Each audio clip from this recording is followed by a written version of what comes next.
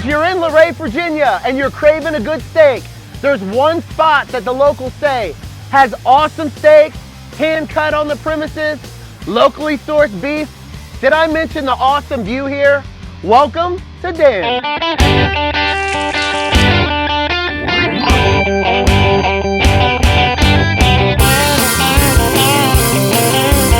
The New York strip is tender and juicy.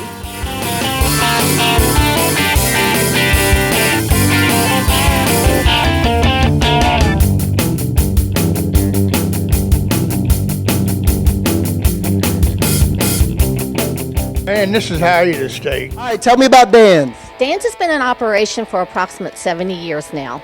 And what do you guys specialize in? Our fresh hand-cut steaks. So what are we making today? Lots of money. Other than lots of money. Sirloin for two. And the bloomin' onion. All right, what are we gonna start with? Sirloin for two. All right, let's do this. All right, so we're going with the steak for two, correct? Correct. All right, cool. This looks a lot bigger than a steak for two, man. I don't think I can eat all that. No, you got your steak for two, you got your porterhouses, and you got your T-bone. This a grass-fed or grain or? This is grass-fed and grain-fed at the end. Oh, that's the best meat, man. Yeah. And is this local to you guys? Yes, it is. All right, once again, the best meat, man. Yeah. Always tastes fresh. What are we doing first? We're going to cap it, we're going to cut the S2s, I'm going to flip it. What does capping mean? You just square it off. Okay, let's do it. Yeah. This is a lot of meat, man. What's it, like 50 or 60 pounds? 60 couple. Dude, it's a lot of beef. Let's get to slicing.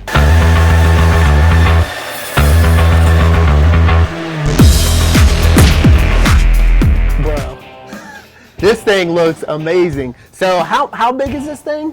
2.5, 3 pounds. Really good marbling on it, especially for a sirloin. This is a good steak, man. I cannot wait to eat this. Dude, I don't even want to put this down, man. You sure we gotta eat this? I almost want to just keep it raw. It looks so good. All right, let's go cook this thing. Uh-oh. Sharpen up the knife. Don't cut too much fat off it, man. That's it? That's all. All right, so you want me to season it? Season it. All right, what is in here? It's coarse ground black pepper and sea salt. So just salt and pepper. That's it. That's all you need on a good steak. Okay, flip it and do the same thing All again. right, flip it. It's my steak, that's why I don't have gloves on. So it's ready to go in the grill? It's ready to be Grill or broiled? Okay, Broiled. and what temperature are we going? We're going probably about 1,000, 1,200. Yeah. That's some serious business. All right, let's do it, man. So this grill, since it's what, almost 40 years old, there's so much char and seasoning in this thing, makes the steak so much better. People don't always get that, man. Yeah. Much better than a new grill. About halfway Halfway done, let's flip it. That looks unbelievable, man. Look at those grill marks, guys. Why do you cook it on the plate? Family secret. And I heard you call this is the S2. Yeah. It's just a That's short down bad. version. Next time I come here, I'm gonna walk in and be like, hook me up with the S2. All right, so we're just checking on the steak. That looks done to me because I'm a rookie.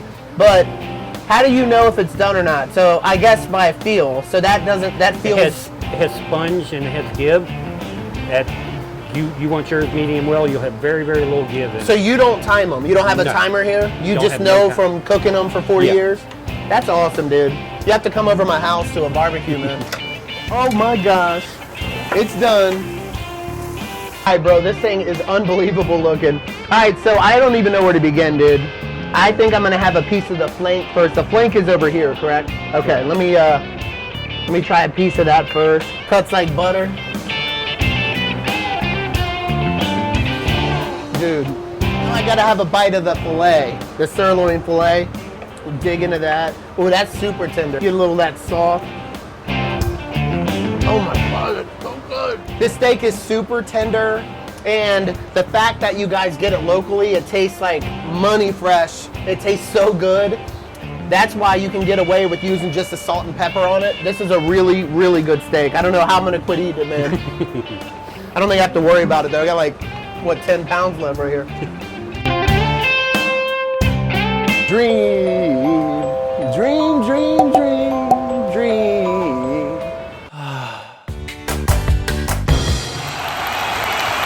How's that steak for two? Excellent. What do you think, sir? Excellent. Very juicy, very tender.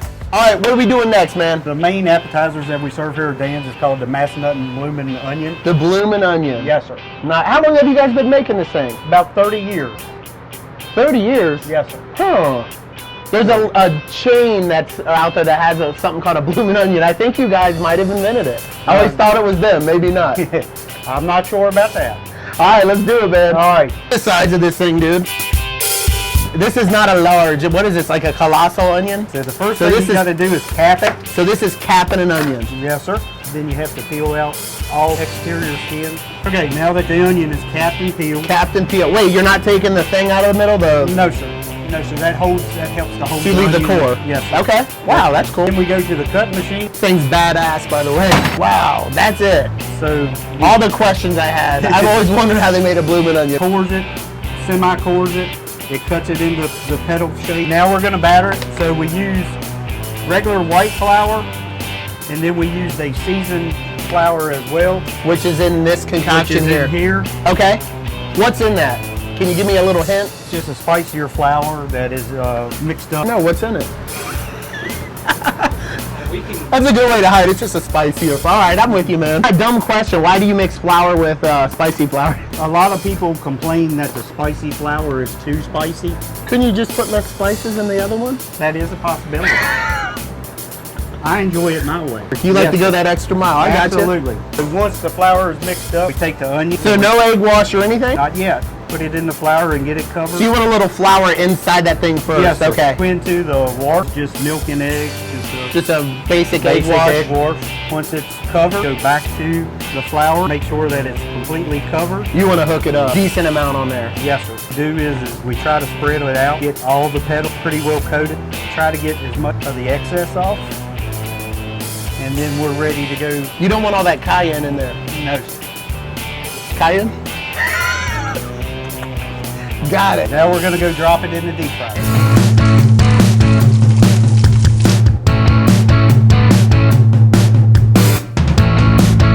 And we're going to go ahead and mix up the sauce. Oh, yeah. What the sauce takes is equal parts of honey mustard, ranch, and Thousand Island And this is dressing. the Dan's secret sauce. It is. Not a secret anymore. So Tammy's going to go ahead and start mixing them up. That's ranch. Well, I like all three of those, so I know that sauce is going to be good. And the Thousand Island honey mustard.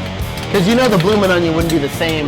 Excuse me, the Dan's Onion wouldn't be the Massanutten same. Bloomin' The Onion. Massanutten Bloomin' Onion wouldn't be the same without the sauce. Once the sauce is mixed up, we fill a 4-ounce cup. Then comes the fun part, and that is we take the core out now.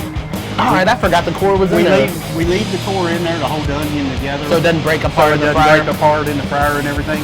Once it's in the bowl and prepared for serving, just take the core out. Well, what about that part? Well, that's for the employees. Okay. And once we take the core out, then the sauce is placed in the middle. Oh, what a beautiful concoction that is. All right, the Massanutten Bloomin' Onion. That is correct. Good stuff, brother.